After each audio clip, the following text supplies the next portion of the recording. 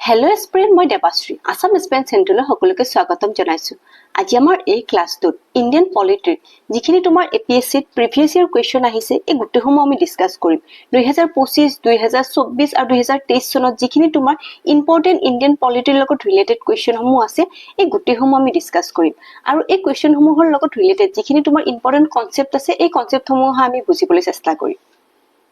8 জুনত হৈ যোৱা পৰীক্ষাটোত এই কুৱেশ্যনটো আহিছিলে। Which of the following article of the Constitution of India granted the Supreme Court of India the power to review his own judgment or order? এই কুৱেশ্যনটোত কি কৈছে যে সুপ্ৰিম কোৰ্টে যেতিয়া কোনো এটা জাজমেন্ট জাৰি কৰে বা কোনো এটা অৰ্ডাৰ তোমাৰ পাছ কৰে, সেই অৰ্ডাৰটো পাছ কৰাৰ পিছত তেওঁলোকে এবাৰ পুনৰ ৰিভিউ কৰাৰ এটা ক্ষমতা আছে। সেই পাৱাৰটো কোনটো আৰ্টিকেলৰ আণ্ডাৰত দিয়া হৈছে? সেইটো তোমাৰ আৰ্টিকেল 137ৰ আণ্ডাৰত দিয়া হৈছে যে সুপ্ৰিম কোৰ্টে নিজৰ তোমাৰ জাজমেন্টটো এবাৰ পুনৰ ৰিভিউ কৰিব পাৰে। এই আৰ্টিকেল 137ৰ উপৰিও আমি বাকীকেইটা আৰ্টিকেলৰ কথা অলপ জানি লওঁ। আৰ্টিকেল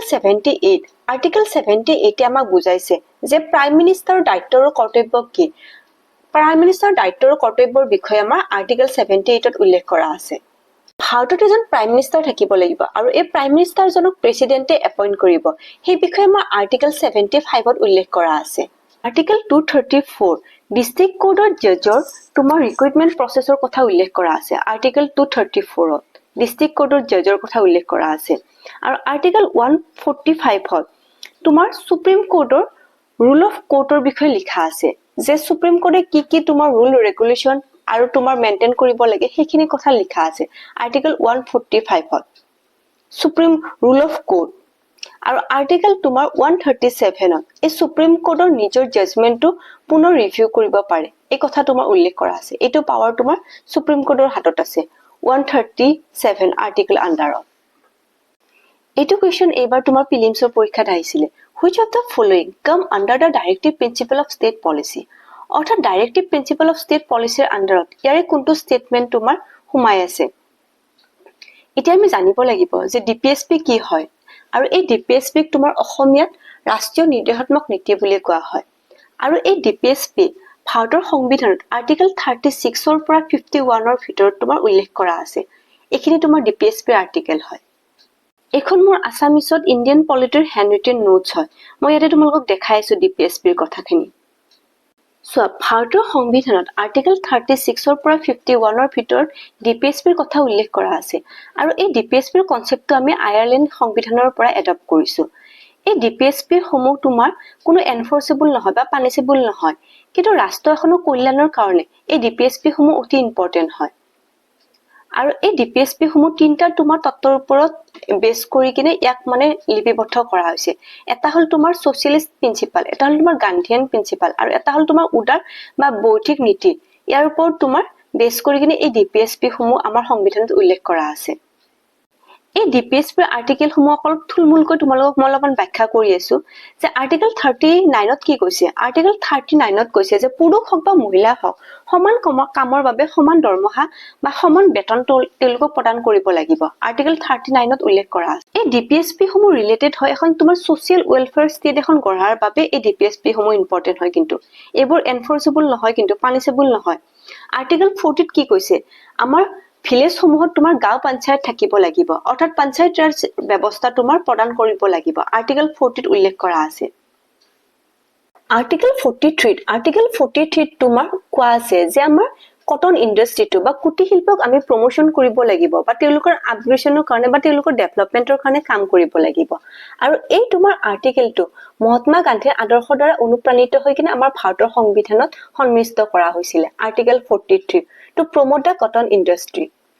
আৰ্টিকেল 44ত কি কৈছে? আৰ্টিকেল 44 মানে হ'ল তোমাৰ ইউনিফৰ্ম চিভিল কোড। আৰু এই ইউনিফৰ্ম চিভিল কোডটো তোমাৰ প্ৰথম তোমাৰ এপ্লিকেবল হৈছিলে আমাৰ ভাৰতৰ ৰাজ্যৰ ভিতৰত উত্তৰাখণ্ডে এই ইউনিফৰ্ম চিভিল কোডটো আনিছিলে। এই ইউনিফৰ্ম চিভিল কোড মানে হ'ল যেতিয়া তোমাৰ মেৰেজ হওক বা তোমাৰ ডিভোৰ্চ হওক বা তোমাৰ উত্তৰাধিকাৰী সম্পত্তি বিতৰণ কৰাৰ ক্ষেত্ৰত হওক তেওঁলোকৰ কাৰণে সকলো লোকৰ একে ধৰণৰ তোমাৰ ল এপ্লিকেবল হ'ব আগতে তোমালোকৰ মেৰেজ বা তোমাৰ ডিভোৰ্সৰ ক্ষেত্ৰত মুছলিমৰ কাৰণে মুছলিম মেৰেজ লখন তোমাৰ এপ্লিকেবল আছিল বা হিন্দুৰ কাৰণে হিন্দু মেৰেজ লখন তোমাৰ এপ্লিকেবল আছিল কিন্তু এই ইউনিফৰ্ম সিভিল কোড আহাৰ লগে লগে হিন্দু হওক বা মুছলিমে হওক একে ধৰণৰ তোমাৰ ল এপ্লিকেবল হ'ব গোটেই দেশখনতে মানে ওৱান নেশ্যন ওৱান ল এটো তোমাৰ মোদীয়ে এবাৰ গোটেই দেশখনতে এপ্লিকেবল কৰিব বুলি কৈ আছিল এইটোক তোমাৰ ইউনিফৰ্ম সিভিল কোড বুলি কোৱা হয় এটো আৰ্টিকেল 44 ত উল্লেখ কৰা আছে আৰু আৰ্টিকেল 45 ত কি কৈছে ফ্ৰী এণ্ড কম্পালসৰি এডুকেশ্যন মানে শিশু 6 বছৰৰ পৰা 14 বছৰৰ প্ৰত্যেকজন শিশুকে বিনামূলীয়া আৰু বাধ্যতামূলক শিক্ষা প্ৰদান কৰিব লাগিব এটো আৰ্টিকেল 45 ত উল্লেখ কৰা আছে এইবোৰ তোমাৰ এখন ওয়েলফেয়াৰ ষ্টেট গঠন কৰাৰ বাবে এই আমাৰ ডিপিএছপি সমূহ ইম্পৰ্টেন্ট হয় সো গোটেইবিলাক তোমাৰ দেশৰ উন্নতিৰ কাৰণে এই আৰ্টিকেল সমূহ আমাৰ সংবিধানত মানে সন্নিৱিষ্ট কৰা হৈছে article 45 deal with free and compulsory education article 44 uniform civil code article 43 cotton ইণ্ডাষ্ট্ৰীক প্ৰমোট কৰিব লাগিব এতিয়া চোৱা এই কোৱেশ্চনটো তোমালোকে চোৱা to promote science and technology for development এটো আমাৰ ডিপিএছপি উল্লেখ কৰা আছে নেকি এটো কত উল্লেখ কৰা নাই আমাৰ ডিপিএছপি to secure citizen for uniform civil code throughout the India এই মতে যে মই কলো আৰ্টিকেল 44 ত ইউনিফৰ্ম সিভিল কোডৰ কথা কৈছে আমাৰ 36 ৰ পৰা 51 লৈকে ডিপিএছপিৰ কথা আমাৰ ভাৰতীয় সংবিধানত সন্নিৱিষ্ট কৰা হৈছে আৰু এই আৰ্টিকেলটো কোড আছে তোমাৰ 44 আৰ্টিকেলত আছে এটো তোমাৰ ডিপিএছপিৰ ভিতৰত হয় কোৱেশ্চনৰ এনসাৰটো এটোই হ'ব তোমাৰ ইউনিফৰ্ম সিভিল কোড সোৱা যেটা তোমালোকে প্ৰত্যেকটো আৰ্টিকেল অলপ থুলমুলকৈ জানিবলৈ চেষ্টা কৰিবা তেতিয়াহলে তোমালোকে এই অপচন বিলাকৰ পৰা তোমালোকে এনসাৰ বিলাক উলাব পাৰিবা পঢ়িলে গম পায় এটা এটো question সোৱা which of the following is or are the common features of both the Indian and American federalism এই কোৱেশ্চনটোৰ এনসাৰ জানিবলৈ হলে আমি সোৰ্সৰ বিষয়ে জানিব লাগিব যে আমাৰ ভাৰতৰ সংবিধানখন যেটা প্ৰণয়ন কৰোতে বিভিন্ন দেশৰ সংবিধানৰ যিবিলাক মূল ভাল আদৰ্শ আছিল তাৰ পৰা অনুপ্ৰাণিত হৈ কিনে আমাৰ ভাৰতৰ সংবিধানত কিছুমান বস্তু এডপ্ট কৰিছিল এতিয়া আমাৰ ইণ্ডিয়াই আমেৰিকাৰ সংবিধানৰ পৰা কি বস্তু তোমাৰ আনিছিল বা তোমাৰ এডপ্ট কৰিছিল সেই কথাখিনি জানিলে আমি এই কোৱেশ্চনটোৰ এনসাৰ কৰিব পাৰিম মই আমাৰ ভাৰতৰ সংবিধানত কোৰ পৰা কি বস্তু আমি এডপ্ট কৰিছিলো সেই সোৰ্সসমূহ আমি তোমালোকক মই দেখাবলৈ চেষ্টা কৰি আছো আমি অষ্ট্ৰেলিয়াৰ সংবিধানৰ পৰা কনকাৰেন্ট লিষ্টখন লৈছিলো আৰু তাৰ উপৰিও আমি joint sitting of both the house of Parliament যেতিয়া পাৰ্লিয়ামেন্টত জয়েন্ট সিটিং মানে যেতিয়া লোকসভা আৰু ৰাজ্যসভা একেলগে গুট হৈ কিনে এখন তোমাৰ মিটিং বা এটা সেশন কৰে হেতুক জয়েন্ট সিটিং বুলি কয় এই কনসেপ্টটো আমি কেতিয়া কোৰ পৰা লৈছিলো আমি অষ্ট্ৰেলিয়াৰ সংবিধানৰ পৰা এডপ্ট কৰিছিলো তাৰ উপৰিও আমি প্ৰেএম্বুলৰ ল্যাঙ্গুৱেজটো আমি অষ্ট্ৰেলিয়াৰ পৰা আমি এডপ্ট কৰিছিলো এইটো তোমাৰ ফান্ডামেন্টাল ডিউটি আমি ৰাছিয়াৰ পৰা লৈছো 5 ইয়াৰ্স প্ল্যানটো আমি ৰাছিয়াৰ সংবিধানৰ পৰা আমি এডপ্ট কৰিছিলো এই ফ্ৰান্সৰ পৰা আমি লৈছো ফ্ৰেডাৰেণ্টি ইকুৱেলিটি লিবাৰ্টি অৰ্থাৎ ভাতৃত্ববোধ সমতা স্বাধীনতা এটো আমি ফ্ৰান্স সংবিধানৰ পৰা লৈছো আমি ব্ৰিটেনৰ পৰা কি লৈছো ব্ৰিটেনৰ পৰা আমি লৈছো rule of law cabinet system single citizenship অৰ্থাৎ আমাৰ ভাৰতত একক নাগৰিকত্ব এই কনসেপ্টটো আমি ব্ৰিটেনৰ পৰা লৈছো আমি ব্ৰিটেনৰ সংবিধানৰ পৰা সিঙ্গল সিটিজেনশিপ এই কনসেপ্টটো লৈছো এই সিঙ্গল সিটিজেনশিপ মানে কি হয় আমি যদি ভাৰতত তুমি থাকি কিনে ভাৰতৰ নাগৰিকত্ব তুমি লাভ কৰিছা আৰু ইয়াৰ পৰা ওলাই যাই কিনে ধৰিলে তুমি পেৰিছত বাস কৰিছা বা তুমি লণ্ডনত বাস কৰিছা যদি তাৰে তুমি সিটিজেনশিপ তুমি লাভ কৰিছা তেতিয়ালে আমাৰ ভাৰতৰ সিটিজেনশিপ অটোমেটিক্যালি তোমাৰ ৰিজলভ হৈ যাব অৰ্থাৎ তোমাৰ ডুৱেল সিটিজেনশিপ নহয় তোমাৰ অনলি সিঙ্গল সিটিজেনশিপ পাবা তুমি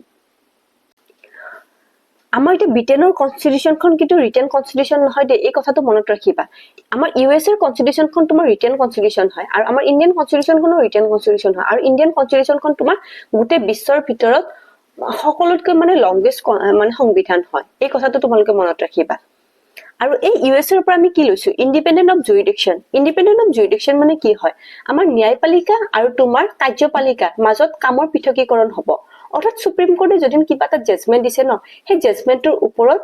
তোমাৰ এক্সিকিউটিভ অৰ্থাৎ তোমাৰ পাৰ্লিয়ামেন্টে হওক বা তোমাৰ মিনিষ্টাৰ পাৱাৰে হওক কোনো ধৰণে তোমাৰ ইয়াতে তোমাৰ হেম্পাৰ কৰিব নোৱাৰে বা তেওঁলোকক মতামত দিব নোৱাৰে অৰ্থাৎ তোমাৰ ইন্ডিপেন্ডেন্ট হয় জুৰিডিকশনটো আৰু vice president the ex chairman of Rajya Sabha আমাৰ যিজন মানে ভাইস প্ৰেসিডেন্ট আছে তেখেতে ৰাজ্যসভাৰ এক্স চেয়াৰম্যান হয় Supreme Court preamble fundamental right এই গুটেখিনি আমি আমেৰিকাৰ সংবিধানৰ পৰা আমি এডপ্ট কৰিছো এই প্ৰেম্বলৰ লেংগুৱেজটো লৈছো আমি অষ্ট্ৰেলিয়াৰ সংবিধানৰ পৰা, কিন্তু ইয়াৰ মেইন তোমাৰ কনচেপ্টটো লৈছো আমি আমেৰিকাৰ সংবিধানৰ পৰা। এই কথাটো তোমালোকে কনফিউজ নহবা, লেংগুৱেজটো লৈছো আমি অষ্ট্ৰেলিয়াৰ পৰা আৰু ইয়াৰ মেইন তোমাৰ তত্ত্বখিনি লৈছো এই আমেৰিকাৰ সংবিধানৰ পৰা, প্ৰেম্বলৰ। এতিয়া এই কুৱেশ্যনটোত কি হৈছে, কোনটো কমন ফিচাৰ্ছ হয় আমেৰিকা আৰু ইণ্ডিয়ান কনষ্টিটিউশ্যনখনৰ? এতিয়া আমি গম পালো ন, সিংগল চিটিজেনশ্বিপ এইটো আমি ব্ৰিটেইনৰ পৰা লৈছো, এইটোতো হ'ব নোৱাৰে, এইটো অপশ্যনটো তোমাৰ ভুল হ'ল। অৰ্থাৎ তোমাৰ অপশ্যন 8 থকাকেইটা তোমালোকে হেৰি কৰি দিয়া, কাটি দিয়া।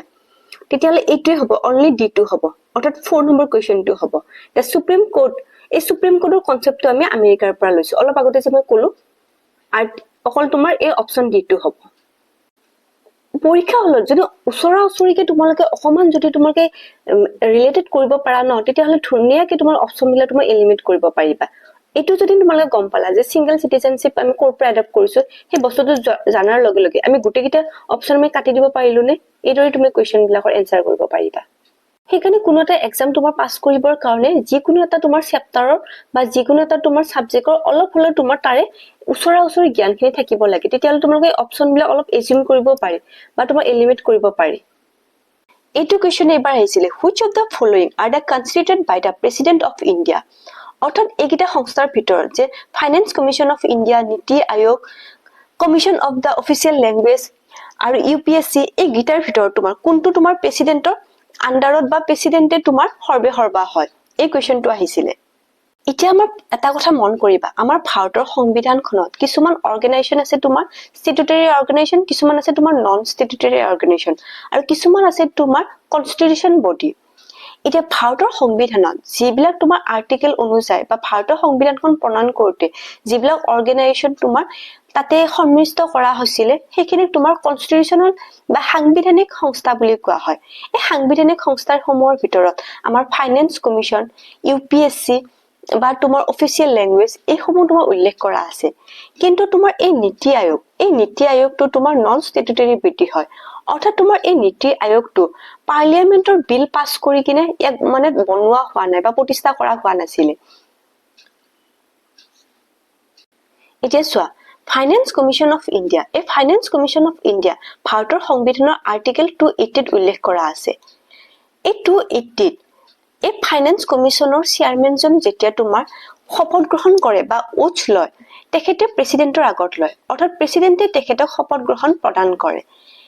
এই কথাখিনি আমাৰ তোমাৰ ভাৰতৰ সংবিধানত উল্লেখ কৰা আছে। সেইকাৰণে এই তোমাৰ এই ফাইনেন্সিয়েল কমিশ্যন অফ ইণ্ডিয়া, এইটো তোমাৰ এটা তোমাৰ কনষ্টিটিউশ্যন বডি হয়, অৰ্থাৎ সাংবিধানিক সংস্থা হয়, আৰু সংবিধানত উল্লেখ কৰা আছে। 280 আৰ্টিকেলত এই কথাটো তোমাৰ উল্লেখ কৰা আছে। কমিশ্যন অফ অফিচিয়েল লেংগুৱেজ, এই কমিশ্যন অফ অফিচিয়েল লেংগুৱেজ ভাৰতৰ সংবিধানত আৰ্টিকেল 44ত উল্লেখ কৰা আছে। ইয়াৰ চেয়াৰমেনজনক যেতিয়া এপইণ্ট কৰে, তেতিয়া আমাৰ প্ৰেচিডেণ্টে ওথ দিয়ে। এইটো তোমাৰ এটা সাংবিধানিক সংস্থা হয়, অৰ্থাৎ কনষ্টিটিউশ্যনেল বডি হয়, the commission of official language. আৰু UPSC union public service commission, ইয়াৰে যেতিয়া চেয়াৰমেনজনক এপইণ্ট কৰে, আমাৰ প্ৰেচিডেণ্টে তেখেতক শপত গ্ৰহণ কৰায়। আৰু এই UPSCৰ তোমাৰ আৰ্টিকেলটো কিমান হয়,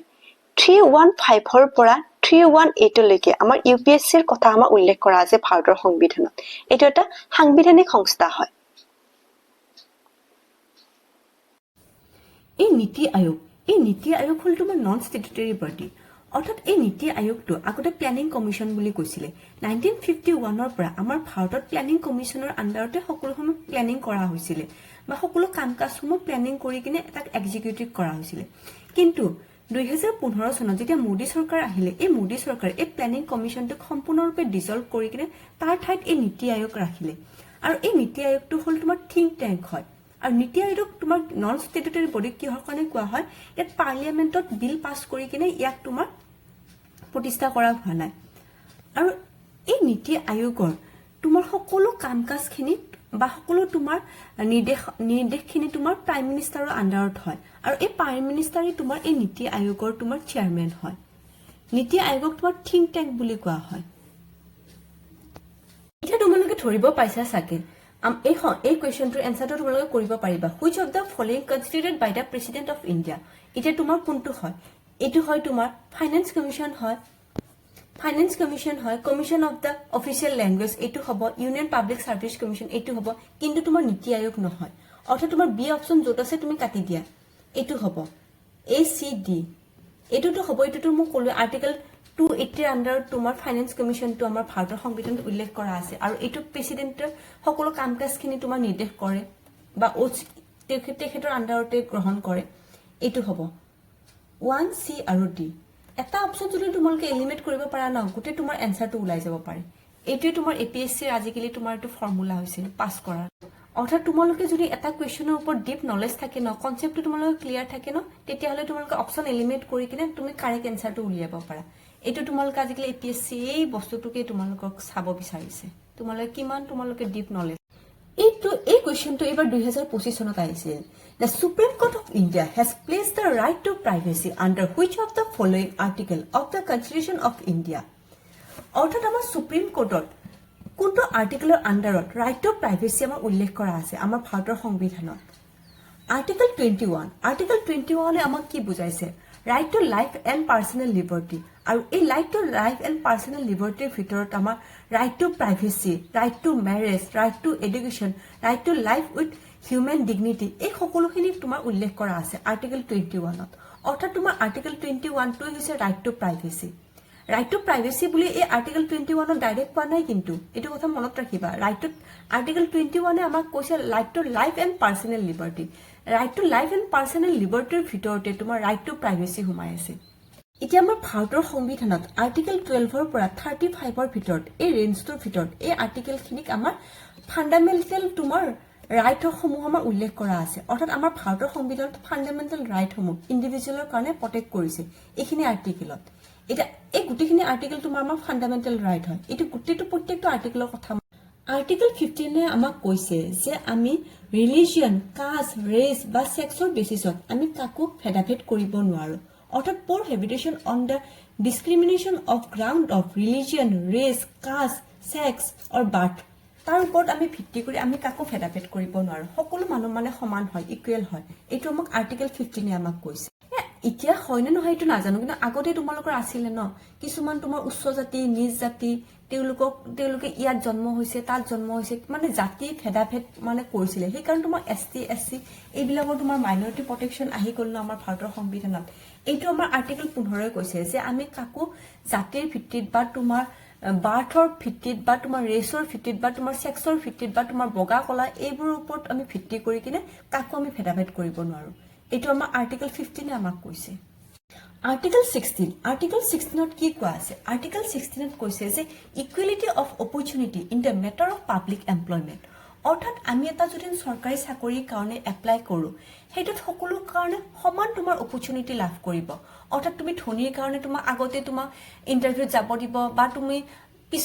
পিছত হবা, সেইবিলাক তোমাৰ ভেদাভেদ নচলিব। আৰ্টিকেল 16 আমাক কৈছে যদি আমি কিবা এটা পাব্লিক এমপ্লয়মেণ্টৰ কাৰণে ৰিক্ৰুইটমেণ্ট কৰোঁ, সকলোৰে কাৰণে সমান অপৰচুনিটি হ'ব,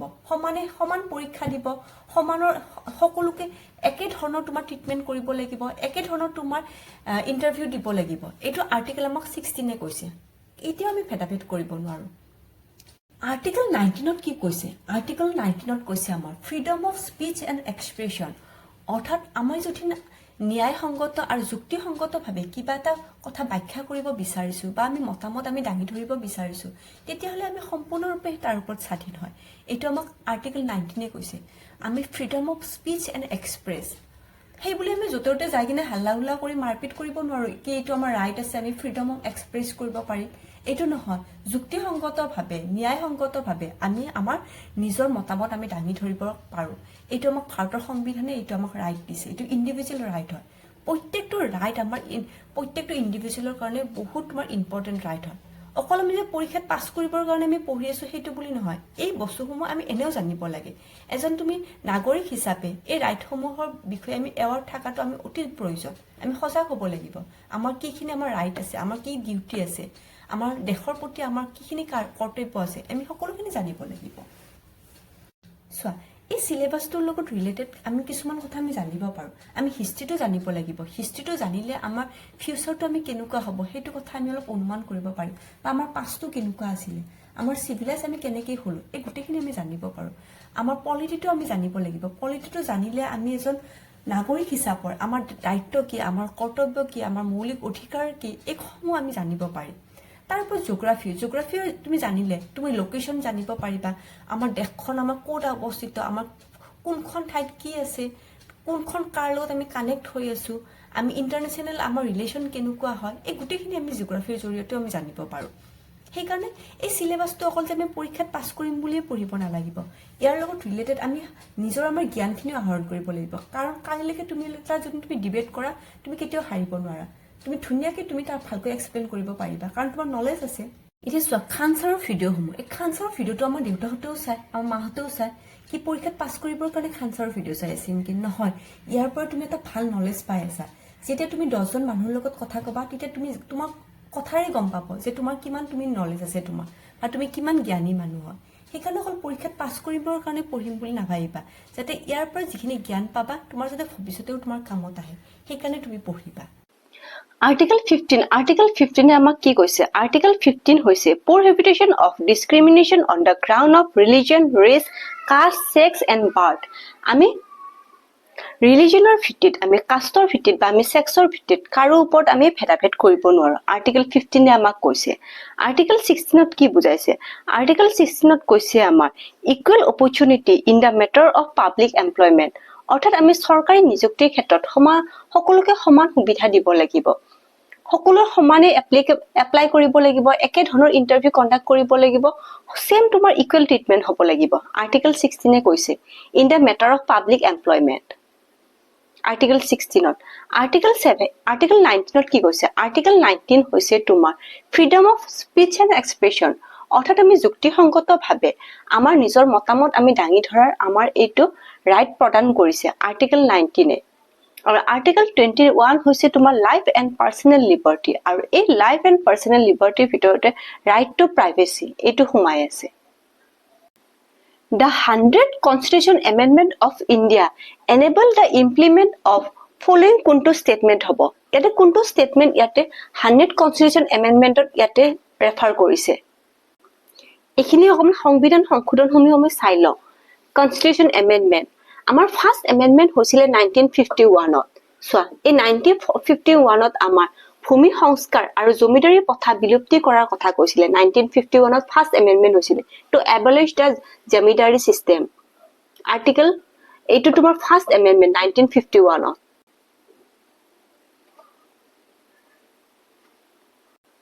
101 নম্বৰ তোমাৰ এমেন্ডমেন্ট হৈছিল 101 জিএসটি এমেন্ডমেন্ট বিলখন ওলাইছিল 101 নম্বৰ এমেন্ডমেন্ট তোমাৰ 100th কনস্টিটিউশন এমেন্ডমেন্ট বিলখন তোমাৰ কিহৰ ওপৰত আছিল সেইখন আছিল তোমাৰ ল্যান্ড বাউন্ডাৰী এগ্ৰিমেন্ট আৰু এই land boundary agreement between India and Bangladesh India আৰু বাংলাদেশৰ মাজত হৈছিল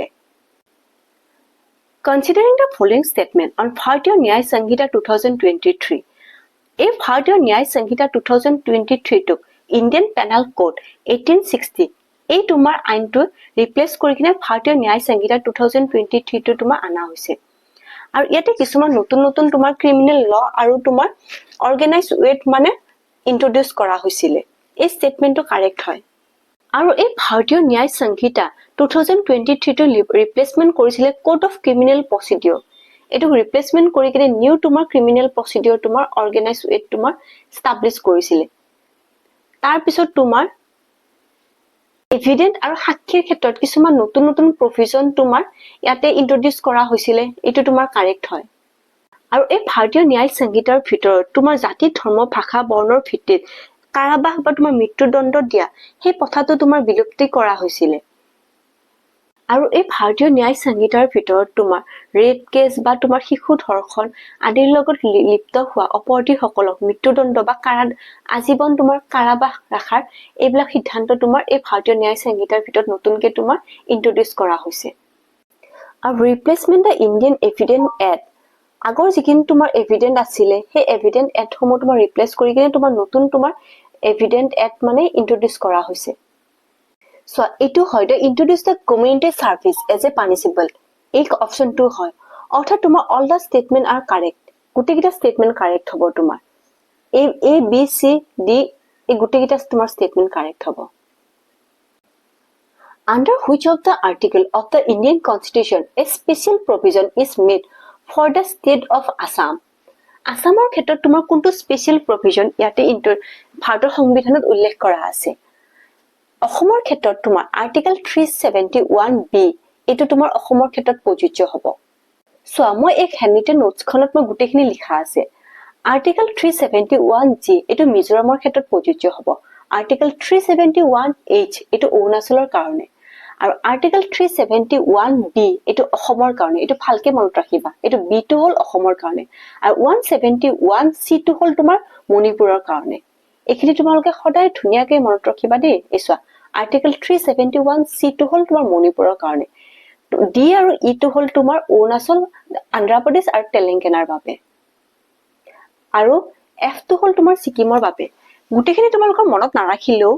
তুমি এটা কথা তোমালোকে মনত ৰাখিবা যে 371B টো তোমাৰ অসমৰ কাৰণে 371C টো তোমাৰ মণিপুৰৰ কাৰণে আৰু 371 তোমাৰ H টো তোমাৰ অৰুণাচল প্ৰদেশৰ কাৰণে কাৰণ তোমালোকে অপচন চালে গম পাই যাবা দুটা তিনটা মান মনত ৰাখিলে বাকিখিনি তোমালোকে এলিমিনেট কৰিব পাৰিবা গম পালা ইয়াৰে কোনটো হয় 371B টো হৈছে অসমৰ কাৰণে C টো তোমাৰ মণিপুৰৰ কাৰণে এইটো কোৱেশ্চনটো তোমাৰ 2024 চনত প্ৰিলিমছত আহিছিলে তোমাৰ শিডিউল বিলাকৰ তোমাৰ অসমত যদি থুলমূলকৈ তুমি জানা নহয় তেতিয়া হলে তোমালোকে ধুনীয়াকৈ উলাব পাৰিবা এই চোৱা থাৰ্ড শিডিউলটো তোমাৰ কিহৰ লগত ৰিলেটেড হয় থাৰ্ড শিডিউলটো তোমাৰ ওটছৰ লগত ৰিলেটেড হয় ইয়াতে তুমি অপচন চাবা ডি টোৰ লগত তোমাৰ 1 কোড আছে ডি টোৰ লগত 1 এডুটাত আছে এডুটাতে কোনটো হ'ব এটা তোমালোকে জানা যে 11 শিডিউলটো আমাৰ কাৰ লগত ৰিলেটেড হয় পঞ্চায়তী ৰাজৰ লগত আমাৰ ৰিলেটেড হয় বিৰ 3 এইটো হ'ব এইটোটো আছে বিৰ 3 এইটোটো আছে বিৰ 3 এইটো তোমাৰ ডিৰ 1 আছে এতিয়া আমি সি টো চাব লাগিব সি টো তোমাৰ এই শিডিউলটোৰ লগত কিহৰ লগত ৰিলেটেড হয় এই শিডিউল আমাৰ ল্যাঙ্গুৱেজৰ লগত ৰিলেটেড হয় অৰ্থাৎ তোমাৰ সিৰ 2 হ'ব সিৰ 2 অৰ্থাৎ তোমাৰ এই বি টো হ'ব বি টো তোমাৰ কাৰেক্ট আমাৰ ভাৰতৰ সংবিধানত আমাৰ 12টা শিডিউল আছে এইটো কথা মনত ৰাখিবা আৰু তোমাৰ 25টা পাৰ্ট আছে আৰু 448টা তোমাৰ আৰ্টিকেল আছে আৰু এই 12টা শিডিউলৰ ভিতৰত মই তোমালোকক কৈ আছো অকমান সো ফাৰ্স্ট শিডিউলত আছে তোমাৰ state and union territory second শিডিউলত আছে তোমাৰ স্যালাৰি থাৰ্ড শিডিউলত আছে তোমাৰ ওটছ আৰু ফোৰ্থ শিডিউলত আছে তোমাৰ seat allocate for the state and UT in the Rajya Sabha অকমান আগতে যে ক'লো যে থাৰ্ডটো তোমাৰ ওটছৰ ক্ষেত্ৰত ৰিলেটেড হয় তোমাৰ এইটা তোমাক ভালকে জানিব লাগে 11 শিডিউলটো তোমাৰ পঞ্চায়ত ৰাজ সিস্টেমৰ লগত ৰিলেটেড হয় আৰু 8 নম্বৰ শিডিউলটো তোমাৰ অফিচিয়েল ল্যাঙ্গুৱেজৰ কথা কৈছে 8 নম্বৰ শিডিউলটো এইখিনি তোমালোকে অকমান চাই গলে ভাল আৰু এইখিনি বস্তু আহিয়ে থাকে কোৱেশ্চনত এতিয়া অকমান ভিডিওটো মই থুলমূলকৈ তোমালোকক ক'বলৈ চেষ্টা কৰিম কাৰণ অলৰেডি বহুত টাইম হৈছে ভিডিওটো এইটো কোৱেশ্চন 2024 চনত আহিছে যে difference between the census and the no confident motion no confident motion মানে কি হয় যেতিয়া তোমাৰ সংসদত অৰ্থাৎ তোমাৰ পাৰ্লিয়ামেন্টত এটা সংখ্যাগৰিষ্ঠ দলে তোমাৰ চৰকাৰ গঠন কৰে আৰু এই সংখ্যাগৰিষ্ঠ দলৰ কোনোবা এজনে যদি ৰিজাইন দিয়ে বা তোমাৰ নো কনফিডেন্ট মোশন পাস কৰে তেতিয়া হলে এই তোমাৰ যিখন চৰকাৰ আছে সেই চৰকাৰখন তোমাৰ ডিজলভ হৈ যায় হেতু তোমাৰ নো কনফিডেন্ট মোশন বুলি কোৱা হয় অৰ্থাৎ কোনো এজন সদস্যই যদি তোমাৰ ৰিজাইন দিয়ে বা তাৰ পৰা যদি উলাই যায় বা তেওঁলোকক সমৰ্থন নকৰে তেতিয়া হলে তোমাৰ নো কনফিডেন্ট মোশন তোমাৰ পাস কৰা হয় আৰু নো কনফিডেন্ট মোশন তোমাৰ পাস কৰাৰ লগে লগে সংখ্যাগৰিষ্ঠ ভাঙিলে তোমাৰ চৰকাৰখন তোমাৰ শেষ হৈ যায় ডিজলভ হৈ যায় তাৰ নতুন চৰকাৰ গঠন কৰিব লাগিব এটো হল তোমাৰ নো কনফিডেন্ট মোশন যেতিয়া আমি পাৰ্লিয়ামেন্টটো পঢ়িম এই পাৰ্লিয়ামেন্টৰ লগত ৰিলেটেড যিবিলাক টাৰ্ম আছে যে নো কনফিডেন্ট মোশন 0 আৱাৰ এইবিলাক তোমাৰ এইবিলাক টাৰ্মবিলাক তোমালোকৰ এক্সামত আহি থাকে এইবিলাক মই যেতিয়া পলিটি পঢ়াম তোমালোকক ধুনীয়াকৈ এক্সপ্লেইন কৰিম অকমান আগতে যে মই তোমালোকক কৈছিলো স্ট্যাটুটৰী বডি কি হয় কনস্টিটিউশন বডি কি হয় এই ফাইনান্স কমিশন তোমাৰ কনস্টিটিউশন বডি হয় এটো ভাৰতৰ সংবিধানত 280 আৰ্টিকেলত উল্লেখ কৰা আছে statutory security and exchange board of India এটো তোমাৰ স্ট্যাটুটৰী বডি হয় এটো তোমাৰ 1992 তোমাৰ এনেক কৰা হৈছিল বিল পাস কৰি কিনে আৰু তোমাৰ নীতি আয়োগ তোমাৰ কনস্টিটিউশন বডি নহয় এটো তোমাৰ থিংক ট্যাঙ্ক হয় এটো নন স্ট্যাটুটৰী বডি হয় তোমাৰ কোনটো অপচন তোমাৰ ইনকাৰেক্ট বুলি কৈছে এটো অপচন তোমাৰ 4 টো অপচন 3 টো তোমাৰ ইনকাৰেক্ট হয় এই কোৱেশ্চনটো তোমাৰ 2023 চনত আহিছিল which of the following features related regarding the rule of law এই rule of law এই কনসেপ্টটো তোমাৰ এভি ডাৰ্সি নামৰ এজন বিখ্যাত তোমাৰ তত্ত্ববিজ্ঞানিক আছিল তেখেতে তোমাৰ তিনটা কনসেপ্ট তোমাৰ এই rule of law বিষয়ে দিছে এটা হল তোমাৰ ইকুৱেলিটি বিফৰ ল মানে তোমাৰ সকলো মানুহ আইনৰ আগত সমান হয় তোমাৰ ধনী হওক বা দুখীয়া হওক সমান ধৰণৰ তোমাৰ ট্ৰিটমেন্ট কৰিব ইকুৱেল প্ৰটেকচন অফ ল মানে আইনৰ ক্ষেত্ৰত তোমাৰ সমান ধৰণৰ তোমাৰ প্ৰটেকশ্যন তেওঁলোকৰ লগত এপ্লিকেবল হ'ব সকলোৰ ক্ষেত্ৰত একে ধৰণৰ তোমাৰ প্ৰটেকশ্যন এপ্লিকেবল হ'ব আৰু এটা হৈছে তোমাৰ absent of arbitrary power absent of arbitrary power মানে যিজন মানুহে যি ধৰণৰ ক্ৰাইম কৰিছে সেই একেটা ক্ৰাইমৰ কাৰণে তেখেতক বাৰে বাৰে সেই একে ধৰণৰ তোমাৰ পানিশমেন্ট দি থাকিব নোৱাৰে এইটো তোমাৰ এবচেন্ট অফ আৰ্বিট্ৰাৰী পাৱাৰ বুলি কৈছে এই তিনটা কনসেপ্টৰ ওপৰত ৰুল অফ ল তোমাৰ প্ৰযোজ্য হয় এই ৰুল অফ লৰ ভিতৰত ছয় মই ক'লো যে ইকুৱেলিটি বিফৰ ল এইটো তোমাৰ প্ৰযোজ্য হ'ব আৰু এইটো লিবাৰ্টি এণ্ড সিভিল ৰাইট হয় এইটো প্ৰত্যেকজন নাগৰিকৰ এইটো সিভিল ৰাইট হয় আৰু এই সুপ্ৰিমেসি অফ ল বুলি কোৱা হৈছে এইটো হয় সুপ্ৰিমেসি অফ লয় তোমাৰ সৰ্বসৰ্বা লৰ আগত বা লৰ ওপৰত কোনো ধৰণৰ তোমাৰ আইন প্ৰযোজ্য নহয় আমাৰ সংবিধানত যেটো তোমাৰ ল তোমাৰ লিখা আছে সেই মতেহে তোমাৰ মানুহক শাস্তি দিব বা সেই ধৰণৰ তোমাৰ ট্ৰিটমেন্ট কৰিব এইটো সুপ্ৰিমেসি অফ লৰ কথা কৈছে লিমিটেশন অফ পাৱাৰ লিমিটেশনৰ কথা ইয়াতে কোনো কতো উল্লেখ কৰা নাই এতিয়া আমি গম পালো যে অপচন তোমাৰ এইটো সেকেন্ডটো হল তোমাৰ ইকুৱেলিটি বিফৰ ল এইটো ঠিকে আছে লিবাৰ্টি এণ্ড সিভিল ৰাইট এইটোও ঠিকে আছে দ্য সুপ্ৰিমেসি অফ ল এইটো ঠিকে আছে অৰ্থাৎ তোমাৰ 2, 3 আৰু 4 এইটো তোমাৰ এপ্লিকেবল হ'ব এইটো কোৱেশ্চন তোমাৰ 2023 চনত আহিছিলে consider the following statement above the Rajya Sabha of the Indian parliament Rajya Sabha has no power either to reject or to amend a money bill এইটো তোমাৰ ঠিক কাৰেক্ট কৈছে ৰাজ্য সভাৰ হাতত কোনো ধৰণৰ তোমাৰ পাৱাৰ নাথাকে মানি বিলৰ ক্ষেত্ৰত ৰিজেক্ট কৰা বা এমেণ্ড কৰাৰ ক্ষেত্ৰত অনলি সোল তোমাৰ পাৱাৰ থাকে লোকসভাৰ ক্ষেত্ৰত মানি বিলৰ ক্ষেত্ৰত মানি বিলখন তোমাৰ এমেণ্ড কৰা ৰিজেক্ট কৰা যিকোনো ধৰণৰ তোমাৰ ডিসিশন লোৱাৰ পাৱাৰটো তোমাৰ লোকসভাৰ হাতত থাকে মানি বিলৰ ক্ষেত্ৰত দ্য ৰাজ্য সভা cannot discuss the annual financial statement কি ৰাজ্য সভা কি ডিসকাস কৰাৰ অধিকাৰটো নাই নেকি এটো নহয় এটো ভুল হৈছে ৰাজ্য সভাই পাৱাৰ মানি বিলৰ ক্ষেত্ৰত এমেণ্ড কৰিব নোৱাৰে বা তোমাৰ ডিসিশন ল'ব নোৱাৰে বা তোমাৰ ৰিজেক্ট কৰিব নোৱাৰে সেইবিলাক পাৱাৰ নাই কিন্তু ডিসকাশন কৰাৰ পাৱাৰটো তেওঁলোকৰ আছে তেওঁলোকৰ ডিসকাশন কিয় কৰিব নোৱাৰিব ডিসকাশন অবভিয়াসলি কৰিব পাৰিব ৰাজ্য সভা cannot discuss the annual financial statement এটো ফুল ষ্টেটমেন্ট হৈছে য'ত 3 টো আছে তোমালোকে কাটি দিয়া কাৰণ এইগিটা তোমালোকৰ অপচন নহব 4 নম্বৰ ষ্টেটমেন্টটো কি কৈছে if any question arising regarding whether bill is the money bill or not the decision of the chairman of the Rajya Sabha shall not be final এটো তোমাৰ কাৰেক্ট কৈছে কাৰণ যেতিয়া তোমাৰ এটা কোৱেশ্চন এৰাইজ হয় whether the bill is money bill or not বিলখন তোমাৰ মানি বিল হয় নে নহয় সেই ডিসিশনটো যেতিয়া এৰাইজ হ'ব তেতিয়া অকল তোমাৰ solely হে পাৱাৰটো থাকে লোকসভাৰ স্পিকাৰৰ হাতত whether is bill is money bill or not তেখেতৰ তোমাৰ ডিসিশনটো তোমাৰ ফাইনাল ডিসিশন হয় এটো তোমাৰ ৰাজ্য সভাৰ হাতত তোমাৰ নাথাকে এটো স্টেটমেন্ট তোমাৰ 2 নম্বৰ কি কৈছে the Rajya Sabha cannot vote the demand for grant এটো সঠিকে কৈছে ৰাজ্য সভাই ডিমান্ড ফৰ গ্ৰান্টৰ কাৰণে তোমাৰ ভোট কৰিব নোৱাৰে এটো অপচনটো তোমাৰ সেকেন্ডটো তোমাৰ কাৰেক্ট হৈছে অৰ্থাৎ তোমাৰ এই সি নম্বৰ অপচনটো হ'ব 1 2 আৰু 4 3 টো গম পালা যে ডিসকাস কৰাৰ কি অধিকাৰটো তোমাৰ ৰাজ্য সভাৰ আছে ডিসকাস কৰিব পাৰে ডিসকাস কৰাৰ অধিকাৰটো আমি কিয় তেওঁলোকৰ পৰা হেৰাই দিম এটো আছে তোমাৰ ইয়াৰ কোনটো কোৱেশ্চন হ'ব তোমাৰ এনসাৰটো কোনটো হ'ব তোমাৰ 1 2 আৰু 4 এই কোৱেশ্চনটো তোমাৰ 2023 চনত আহিছিল which of the following statement above the membership of the Indian Parliament is or are false the qualification of the Rajya Lok Sabha and the Rajya Sabha a person must be at least 25 or 35 years old respectively অৰ্থাৎ তোমাৰ লোক সভাৰ member হবৰ বাবে এজন মানুহৰ তোমাৰ at least 25 years হ'ব লাগিব এটো তোমাৰ কাৰেক্ট কৈছে 25 years হ'ব লাগিব লোক সভাৰ এজন মেম্বাৰ হবৰ কাৰণে কিন্তু ৰাজ্য সভাৰ মেম্বাৰ হবৰ কাৰণে পাৰসন জনৰ তোমাৰ 30 years হ'ব লাগিব এটো তোমাৰ ফুল ষ্টেটমেন্ট হয় ৰাজ্য সভাৰ কাৰণে তোমাৰ 30 years আৰু প্ৰেসিডেন্টৰ তোমাৰ ইলেকশনৰ কাৰণে 35 years Statement 2 কি কৈছে a person belong to the scheduled caste or scheduled tribes can contest the election from the general constitution to হয় scheduled caste হওক বা scheduled tribe হওক তেখেতে general constitution assembly ৰ পৰা তেখেতে খেলিব পাৰে কাৰণ চোৱা মই এটা এসটি হওক বা এসসি হওক মই যদি তোমাৰ এনে কৈছো মই এটা এক্সাম এটা দি আছো এটা এক্সাম্পল মই এটা দি আছো চোৱা মই যদি পৰীক্ষাত 95% মই পাইছো মই কি মই জেনাৰেল কোটাৰ থুৰে কি মই মোৰ সিলেকশন নহব নেকি হ'ব হে একে কথাটোৱে হৈছে তোমাৰ কৈছে যে পাৰসন জনে শিডিউল ট্ৰাইব বা শিডিউল কাষ্টৰ হলেও তেখেতে জেনাৰেল কনস্টিটিউশন এসেম্বলিৰ পৰা ইলেকশন খেলিব পাৰিব এটো তোমাৰ কাৰেক্ট কৈছে থাৰ্ডটো কি কৈছে if a person of the parliament vote against the direction of he or she can be demand to be disqualified on the ground of defection অৰ্থাৎ চোৱা তোমাৰ সদনৰ কোনো এজন যদি সদস্যই তেওঁলোকৰ দলৰ বিৰুদ্ধে কিবা এটা যদি তোমাৰ ভোট দিয়ে তেতিয়াহ'লে তেওঁক ডিছকুৱালিফাই কৰিব পাৰে অন দ্য গ্ৰাউণ্ড অফ ডিফেকশ্যন চোৱা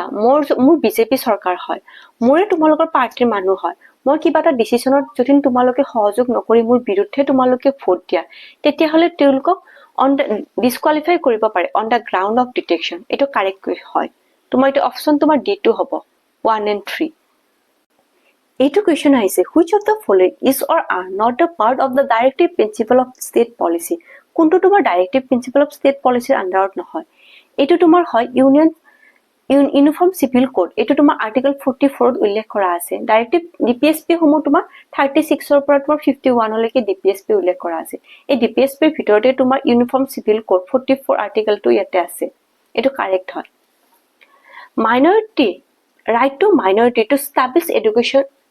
ইনষ্টিটিউশ্যন মাইনৰিটি তোমাৰ এডুকেশ্যন ইনষ্টিটিউশ্যন তোমাৰ খোলাৰ ৰাইট আছে এইটো তোমাৰ ফাণ্ডামেণ্টেল ৰাইট হয় এইটো আৰ্টিকল 29ত উল্লেখ কৰা আছে এইটো তোমাৰ ডিপিএছপি নহয় এইটো তোমাৰ ফুল হয় অপশ্যন C2 ফুল হয় অৰ্থাৎ তোমাৰ অনলি C2 হ'ব কাৰণ ইয়াতে এইটো তোমাৰ কাৰেক্ট হয় এইটো কাৰেক্ট হয় অনলি এইটো তোমাৰ হ'ব অনলি C2 হ'ব তোমাৰ এইকেইটা কুৱেশ্যন তোমাৰ আসাম পলিটিৰ পৰা আহিছিলে in which year Assam region was separate from the Bengal provision কেতিয়া তোমাৰ সেপাৰেট হৈছিলে বেংগল প্ৰভিজনৰ পৰা এইটো তোমাৰ 1874 ত তোমাৰ সেপাৰেট হৈছিলে এই 2023 চনত তোমাৰ আসাম পলিটিৰ পৰা এই কুৱেশ্যনটো আহিছিলে who among the following was the first Assamese to contest the presidential election in 1952